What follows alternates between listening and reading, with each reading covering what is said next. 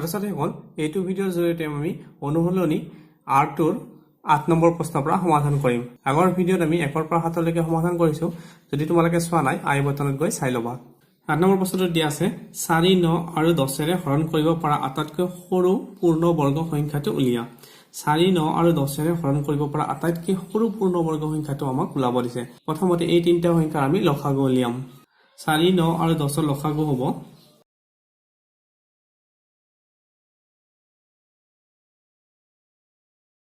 এটা আমি এখানে ইয়াতে লিখিম 2 কেটা আছে দুটা 2 পূৰণ 2 3 কেটা আছে দুটা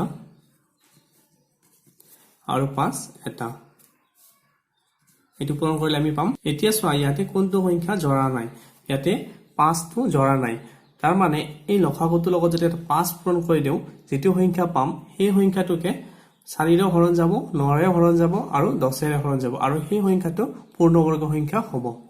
এটাকে লিখিছো 4 9 আৰু 10 ৰে হৰণ কৰিব পৰা আটাইতকৈ সৰু পূৰ্ণবৰ্গ সংখ্যাটো হ'ল ইয়াতে লসাগু কিমান পাইছিলো 180 আৰু ইয়াতে কি জৰা নাই 5 এটা 5 ৰে পূৰণ কৰিম এটো পাম 900। তাৰ মানে 900 টো আটাইতকৈ সৰু পূৰ্ণবৰ্গ সংখ্যা যেটো 4 ৰে হৰণ যায় 9 ৰে হৰণ যায় আৰু 10 ৰে হৰণ যায়। 9 নম্বৰ প্ৰশ্ন হৰণ পদ্ধতিৰে বৰ্গমূল নিৰ্ণয় কৰা।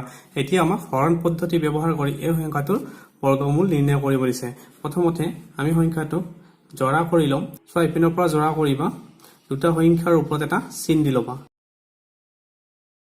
তাৰ মানে ইয়াতে কেইটা ভাগ হ'ল এটো এটা ভাগ হ'ল আৰু এটো এটা ভাগ হ'ল।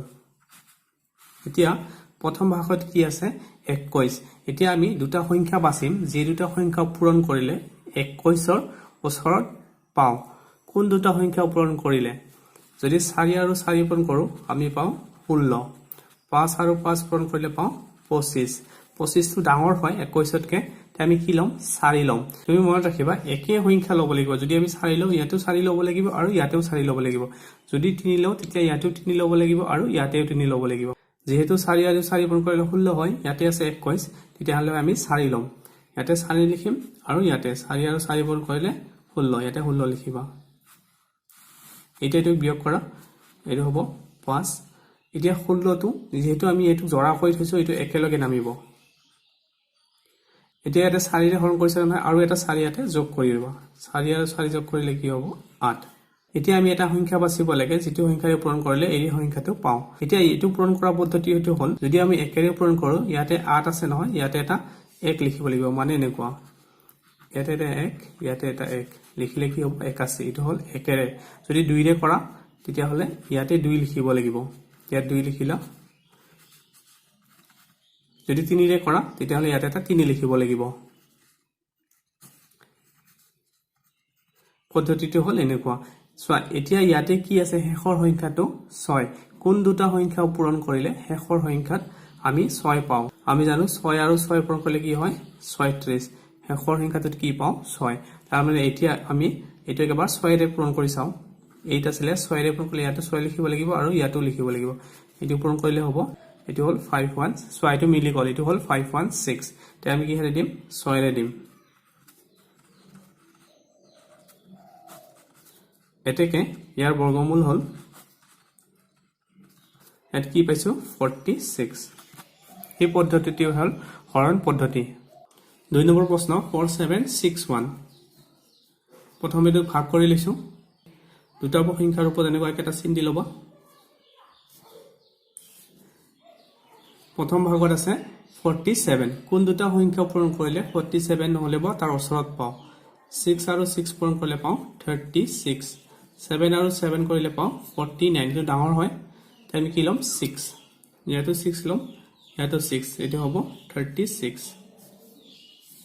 এতিয়া বিয়োগ কৰিম। এতিয়া 61 টো নামিব যেহেতু জৰা আছে একেলগে নামিব।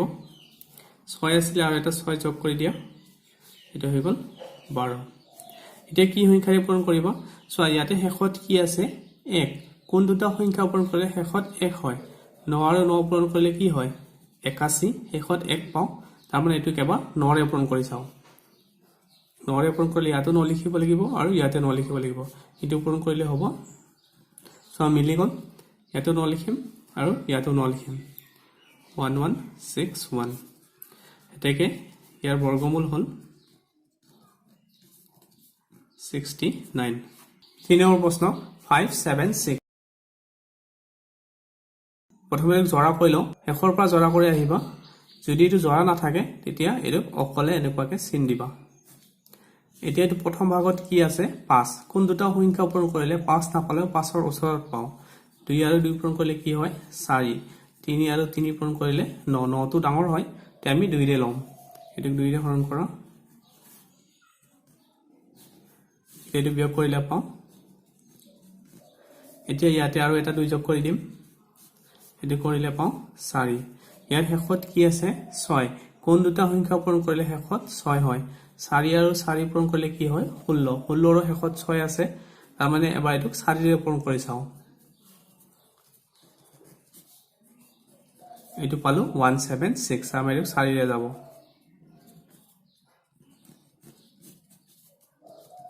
এতেকে 576 ৰ বৰ্গমূল হল 24 4 নম্বৰ প্ৰশ্ন 6084 এটো ভাগ কৰি লৈছো প্ৰথম ভাগত আছে 60 কোন দুটা সংখ্যা পূৰণ কৰিলে 60 ৰ ওচৰত পাম 7 আৰু 7 কৰিলে 49 8 আৰু 8 কৰিলে হয় 64 টো ডাঙৰ হয় 7 ৰে দিম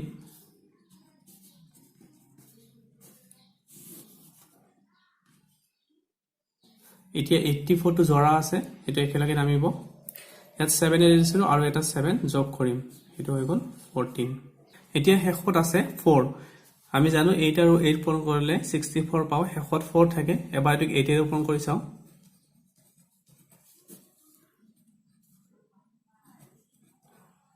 এটো পালো 1184 ছয়টো মিলিছে তাৰ মানে আমি 8 এৰ দিম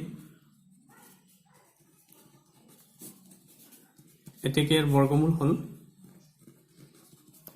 78 10 নম্বৰ প্ৰশ্ন তলৰ দশমিক সংখ্যাবোৰৰ বৰ্গমূল নিৰ্ণয় কৰা ইয়াত দশমিক সংখ্যা দিছে আৰু কৈছে বৰ্গমূল নিৰ্ণয় কৰিব একে পদ্ধতি ব্যৱহাৰ কৰিম প্ৰথমতে ইপিনৰ পৰা ভাগ কৰি লৈছো প্ৰথম ভাগটোত আছে 12 এতিয়া কোন দুটা সংখ্যা পূৰণ কৰিলে এটো ওচৰত পাম 3 আৰু 3 কৰিলে 9 4 আৰু 4 কৰিলে হয় 16 4 টো ডাঙৰ হয় 3 ৰে দিম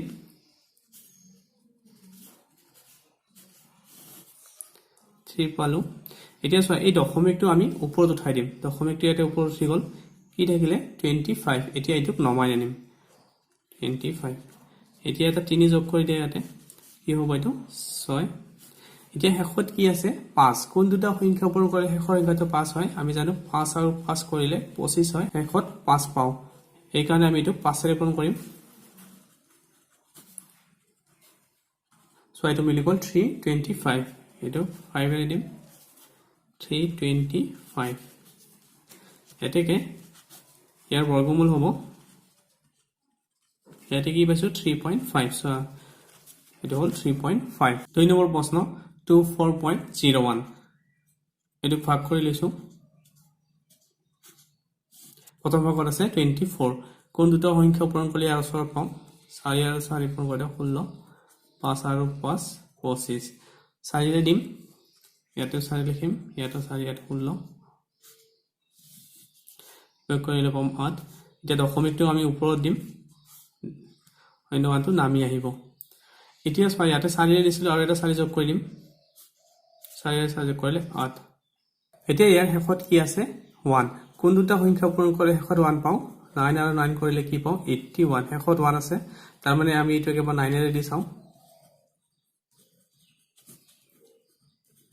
এটো পালো 801 ইয়াৰ লগত মিলিছে আমি কি হেৰে দিম 9 ৰে দিম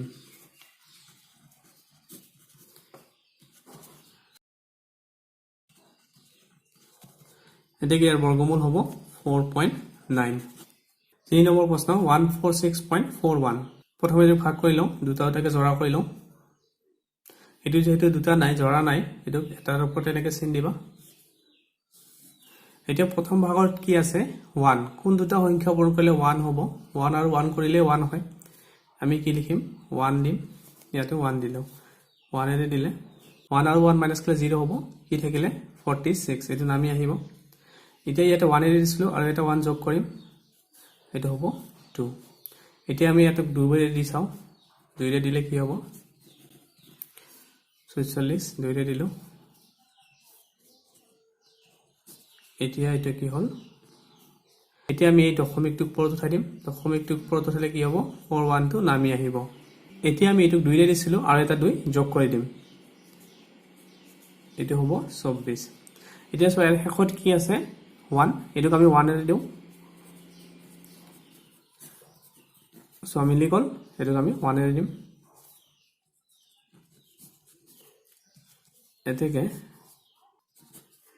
4 নম্বৰ প্ৰশ্ন 102.01 প্ৰথমে জৰা কৰি লৈছো ইয়াতো এটো জৰা নাই প্ৰথমত আছে 1 এটোক 1 এৰে দিম 1 into 1 কৰিলে 1 হয় এটা 1 দিম আৰু ইয়াতে 1 লিখিম এটো 1 ৰ পৰা 1 মাইনাস প্লাস 0 হ'ব এটো লিখিব না লাগে এটা 0 টো নামিলে 0 টো লিখিব না লাগে 2 টো নামিলে এতকে 1 এটা প্লাস কৰিম 1 দিলে কি হ'ব 2 এতিয়া আমি এটো 1 এৰে যদি পূৰণ কৰো কি হয় 21 হয় যেতকে ডাঙৰ হয় এতিয়া আমি এটো কি হলে 0 এৰে পূৰণ কৰিম 0 এৰে পূৰণ কৰিলে কি হ'ব 0 হ'ব এটোক আমি 0 এৰে দিম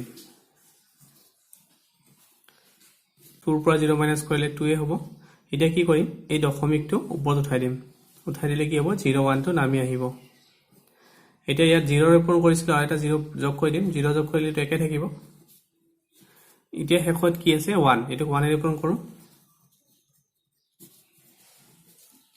1 এৰে পূৰণ কৰিলে পালো 201 এটা কি ইয়াৰ বৰ্গমূল হল 10.1 নেক্সট 11 নম্বৰ প্ৰশ্ন তলৰ কোনটো সংখ্যা অযুগ্ম সংখ্যাৰ বৰ্গ ইয়াৰে কোনটো অযুগ্ম সংখ্যাৰ বৰ্গ বাছি উলিয়াব দিছে এটা কথা মনত ৰাখিবা অযুগ্ম সংখ্যাক বৰ্গ কৰিলে অযুগ্ম হয় ধৰি লোৱা 3 টো অযুগ্ম সংখ্যা এটোক বৰ্গ কৰা কি পাও 9 9 টো অযুগ্ম 5 টো অযুগ্ম সংখ্যা এটোক বৰ্গ কৰিলে কি পাও 25 টো অযুগ্ম অযুগ্ম সংখ্যাক বৰ্গ কৰিলে অযুগ্ম পাও আৰু যুগ্ম সংখ্যাক বৰ্গ কৰিলে যুগ্ম পাও তে ইয়াতে কোনটো অযুগ্ম সংখ্যা 169 the answer to হল এটো বি নম্বৰ প্ৰশ্ন তলৰ কোনটোৰ এককৰ স্থানত 1 থাকিব এককৰ স্থানত 1 থাকিব হলে সংখ্যাটোৰ শেষৰ ঘৰত 1 থাকিব লাগিব নাইবা 9 থাকিব লাগিব কাৰণ একৰ বৰ্গ কৰিলে 1 হয় আৰু 9 ৰ বৰ্গ কৰিলে কি হয় 81 হয় 9 ৰ বৰ্গৰ এককৰ ঘৰত 1 আছে তাৰ মানে 1 থাকিব লাগিব নাইবা 9 থাকিব লাগিব ইয়াতে 1 নম্বৰ অপচনটো 9 আছে তাৰ মানে এটো হ'ব সি নম্বৰ প্ৰশ্ন 18 আৰু 19 ৰ বৰ্গৰ মাজত কেইটা স্বাভাৱিক সংখ্যা আছে এনেকুৱা ধৰণৰ প্ৰশ্নবোৰত সৰু সংখ্যাটোক 2 ৰে পূৰণ কৰিবা 2 ৰে পূৰণ কৰি যি পোৱা হেতুৱে হ'ব উত্তৰ ইয়াতে কি পাইছো 2 ৰে পূৰণ কৰি 36 তাৰ মানে এই দুটা সংখ্যাৰ বৰ্গৰ মাজত 36 টা স্বাভাৱিক সংখ্যা থাকিব 2 নম্বৰ প্ৰশ্ন তলৰ কোনটো বৰ্গ সংখ্যা নহয় আমি জানো যদি এককৰ ঘৰত 2 3 7 আৰু 8 থাকে তেতিয়া সেই সংখ্যাটো কেতিয়াও বৰ্গ সংখ্যা নহয় ইয়াৰে 2 নম্বৰ অপচনটোত এককৰ ঘৰত 2 আছে তাৰ মানে এইটো কেতিয়াও বৰ্গ সংখ্যা হ'ব নোৱাৰে নেক্সট ই নম্বৰ প্ৰশ্ন 2025 ক বৰ্গ কৰিলে যদি 45 হয় তেন্তে 20.25 ক বৰ্গ কৰিলে কিমান হ'ব সো ইয়াতে সংখ্যা কিটা একে 2025 ইয়াতো আছে 2025 তাৰ মানে আমি 45 এ পাম কিন্তু ইয়াতে দশমিক আছে দশমিকটো এতিয়া কেনেকৈ বহিব সো ইয়াতে 2025 বৰ্গ কৰিলে পাইছে 45 দিয়া আছে 20.25 ইয়াত দশমিক কেইটা সংখ্যাৰ পিছত আছে দুটা সংখ্যাৰ পিছত যদি দশমিক থাকে তেতিয়া বৰ্গমূলটোত এটা সংখ্যাৰ পিছত দশমিক বহিব তাৰ মানে এটা সংখ্যা মানে 5 ৰ পিছত দশমিক বহিব এটো হ'ব উত্তৰ 4.5 যদি দশমিকটো চাৰিটা সংখ্যাৰ পিছত দিলে হয় যদি দশমিকটো ইয়াতে দিলে হয় তাৰ মানে চাৰিটা সংখ্যাৰ পিছত যদি দশমিক হয় তেতিয়া হলে এই বৰ্গমূলটোত দুটা সংখ্যাৰ পিছত দশমিক হ'ব তাৰ মানে উত্তৰটো হল দুটা 1 তো ইয়াতে উত্তৰটো হল 0.45 যেহেতু দুটা সংখ্যাৰ পিছত দশমিক আছে তাৰ মানে বৰ্গমূলটোত এটা সংখ্যাৰ পিছত দশমিক বহিব তাৰ মানে উত্তৰটো হ'ব 4.5